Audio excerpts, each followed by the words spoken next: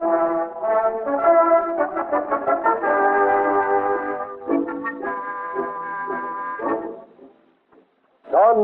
of Porthos.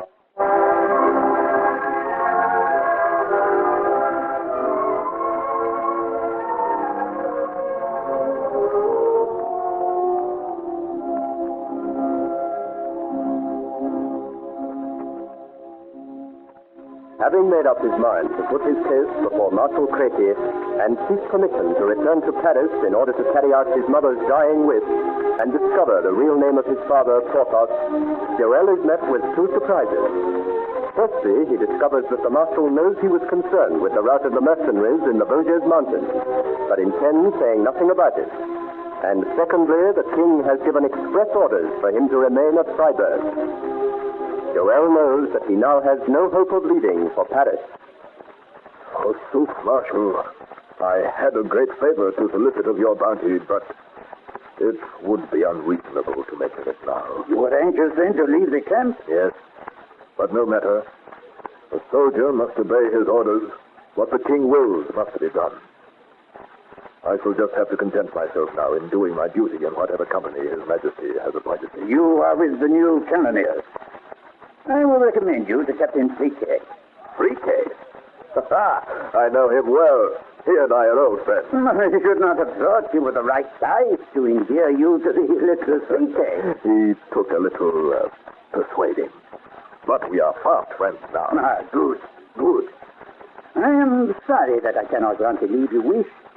But as you say, a soldier must obey orders, and at least you will be with friends. I shall just have to finish off this campaign as quickly as I can. Oh, that will be kind of you.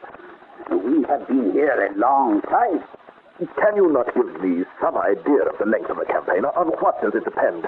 Will it take much longer? My dear boy, my very new soldier. And look, I will show you. Come over here. Yes. From here you can see Freiburg. I see it. Behind those walls is the end of our campaign. That city perched up there in front of us is the sword of Damocles, hanging over our staff. But how long? That is the place from which Duke Charles reckons to swoop to tear Lorraine from us. Well, it belongs to him. He has a foothold from which to spring forward to attack. A place to rest when he wants to recruit. A line of retreat in case of defeat. Yes, sir, I know all this, but how long? Freiburg taken, we have the key to Vienna. And the hopes of Duke Charles are gone forever. And that, my young friend, is why I am bound to take Freiburg. If it is so important, then why not take it at once? Man, you are too hasty. It is well to be brave, but only fools are presumptuous. Look closely at the city. See how the castle is built as if it were encrusted in the very mountain. It would present difficulties, I admit. Make handsome of you. Without having hippogriffs on which to mount you, it is impossible without the certain loss of half my men. And if I were prepared to waste life like that, what should we gain by taking the castle? There is still the garrison to subdue and the population to overcome. Of course, I see that, but you are impatient to begin. My friend, I have conducted many such a siege as this. One sits and waits. In the end, one wins. Believe me, when the time comes, I will show you the way. But when? How long will this be? Who can say? These things take time. So I see. By the look of concentration on your face, by the way your fingers close about your sword, you are planning something, monsieur. I should be obliged if you would tell me. Marshal, given the opportunity, I could take that citadel by myself. By yourself? Oh, fine, man. Then what is stopping you? You mean you would let me try? If you have an idea in your head, use it while you can. Go ahead, take Freiburg. If you want to make a sublime madman of yourself, who am I to stop you? Tell me what you want. I will help you. Marshal your hand upon it. You are a great soldier. God willing, Freiburg shall be ours tomorrow.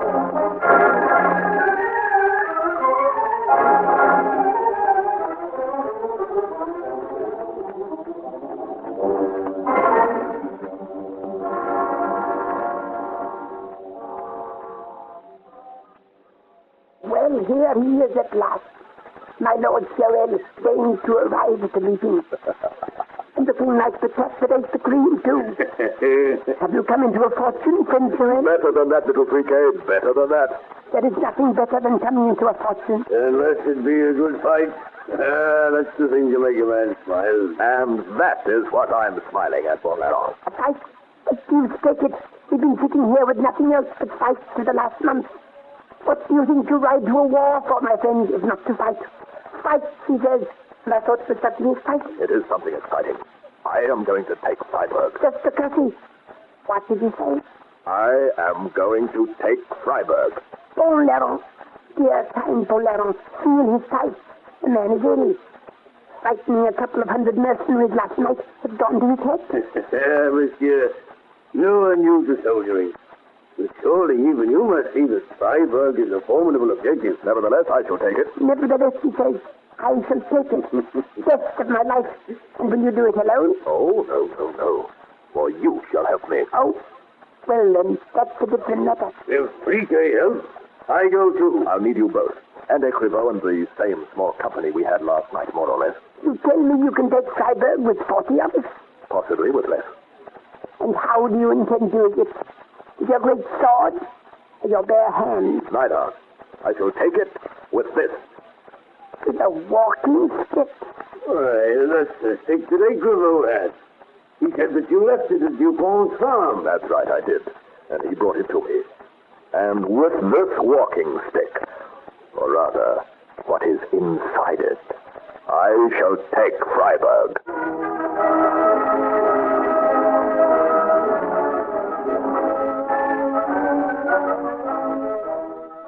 And as Joel's plans are being made and carried out, the wily old governor of Freiburg is preparing for his supper in the great vaulted banquet hall of Freiburg Castle. He is a middle-aged man, this Governor Schultz, a great mountain of a man who looks what he is, a gourmet, and one not likely to let the small matter of a siege interfere with his appetite. Food. Food and wine, Otto. The best things in life. Now, what have we here? Oh, chicken estrelita and moselle. Otto, a sonnet worthy of the greatest poet. It is a great soldier, Colonel Schultz, who can talk of food and wine so lightly when his town is besieged. What is a little siege compared with chicken estrelita? I tell you, Otto, beneath this gleaming silver dish is romance. A dish conceived in a great brain and executed by a master for the pleasure of a king. Chicken estrelita was first made to tickle the palate of the King of Spain. Did you realize that, Otto? No, Colonel. You have been too busy worrying about the siege, Otto. You have a plebeian mind, my friend, that cannot soar above such mundane matters. Pour the wine, please. Are you not worried about the siege, Colonel? Why should I be? Now, be careful not to treat it gently now. It is Moselle, the best wine the stupid French have ever made. Bottled sunshine, Otto. Why I should worry about the siege? You cannot pretend you like having an army camped upon your doors. They do not incommode me. My good Otto, the walls of Freiburg are thick, and we have a good store of provisions. They cannot last forever. Nobody suggests they should. Duke Charles has promised to send relief to us, and on that promise I am content to wait in peace. But suppose something has happened, suppose he cannot come. The prince has never failed us yet, Otto. He is a gentleman, an honorable man of his word. Yes, Colonel. So we wait for him. We have more guns than the enemy and more ammunition by the look of things. We keep a good guard and pound away consistently at their entrenchment. Confound it. Cannot a man eat in peace? Enter. You, Captain. Didn't they tell you I was dining? I dislike to be interrupted at a meal. Well, come in, man. Don't stand there spluttering. What's the matter? Colonel, I have to announce the arrival of a messenger from my Lord Duke Charles of Lorraine. What? Confound it, man. Do you realize you're spoiling my dinner? And what nonsense is this you talk? A messenger from the Duke? It is true, Colonel. In fact, 2 messages. How could they get through to us? The French are fools, it is well known. But surely they'd not let messengers penetrate their lines. I don't know how they managed it, but we observed them running towards us, Colonel. The French were shooting at them, and our pickets did likewise. And they were not hit? Stood the double fire grandly and jumped into our moat shouting, "Friend, friend," so that we cast a rope and hauled them onto the rampart. They are now in the guardhouse drying off. What sort of men are they? Not Frenchmen. The little one is dark, Spanish perhaps, and the other more like a Saxon, a giant of a fellow. It's my opinion that the discrepancy in size confused the French and prevented the two being killed. So at one stage I thought they could have caught the giant, had any of them enough courage to come near him. Well, let them be brought in at once, and I will interrogate them while eating. A barbarous practice, but it cannot be helped. I'll see them both, and if there is anything double-faced in their story, you may warn them.